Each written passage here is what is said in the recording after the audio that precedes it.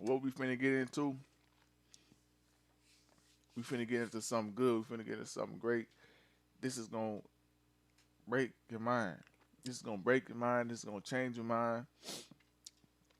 This is gonna switch your whole mind up, whole mind frame. However you was thinking yesterday, you come into this stream, you're gonna be thinking something a whole lot more different. See what I'm saying? Man, oh man. Let's get right into it, y'all. I don't know if y'all know anything about after school, but man, we thinking alike on this one. Be honest. Let me see. Can I hear anything?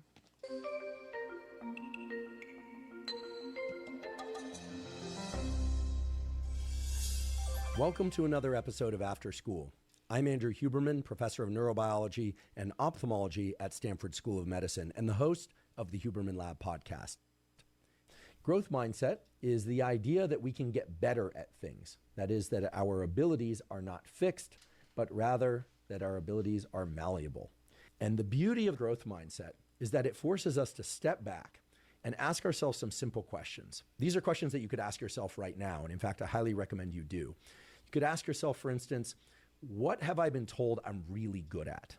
You should also ask yourself, what have I been told I'm really poor at, that I'm just not good at?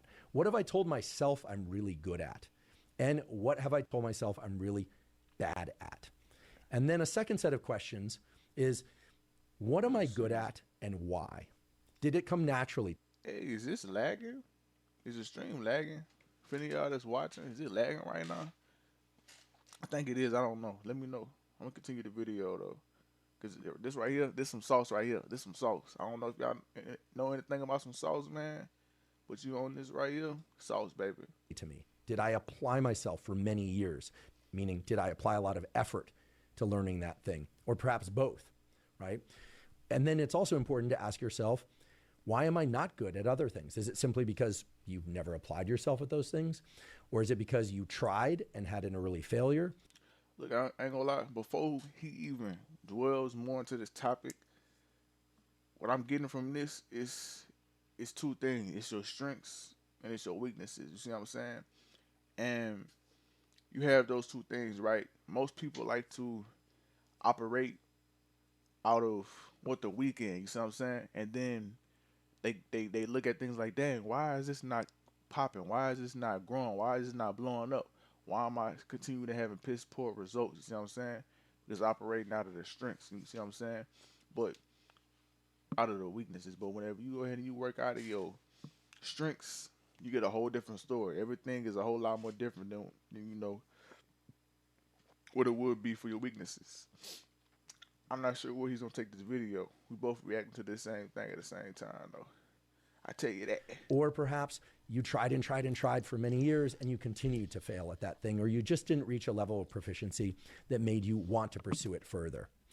In asking yourselves those questions, you are asking yourself not just what you're good at and bad at and why. You should also be thinking about where the messages of being good at something or being bad at something arrived from. Did they arrive from outside you, meaning from your parents, from your coaches, from your teachers?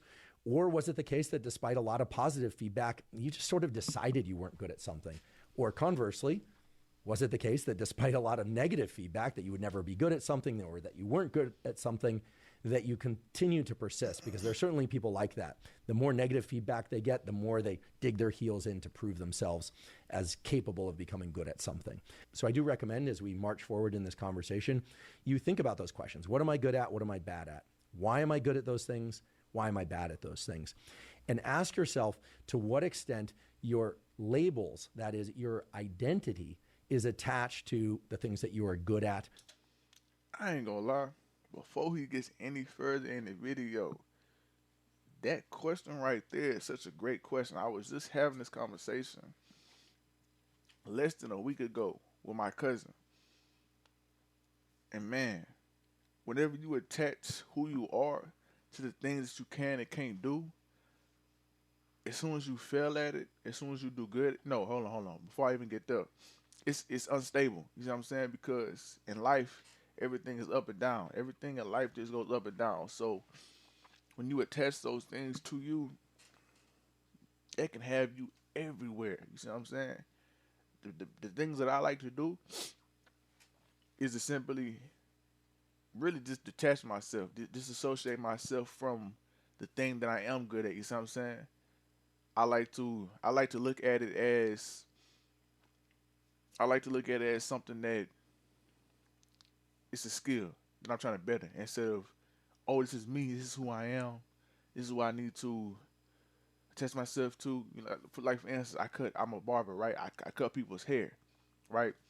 So if I were to attach who I am to that, man, it could be bad because not too long ago I didn't know how to cut hair, and just at the slightest comment about how I did somebody's hair and things like that, that would have broke me down, and I wouldn't be still cutting hair to this day. You see what I'm saying?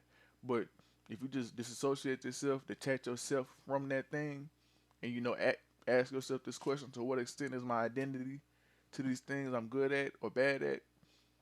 Yeah, if you just ask yourself that question, you probably will. I believe I had more success doing that instead of attaching myself to it. You know what I'm saying? He probably gonna go this way. I don't know. I mean, the whole title of the video is how feedback affects performance. So I'm assuming that could be feedback from people or feedback to to yourself, the conversations you have in your mind. I don't know.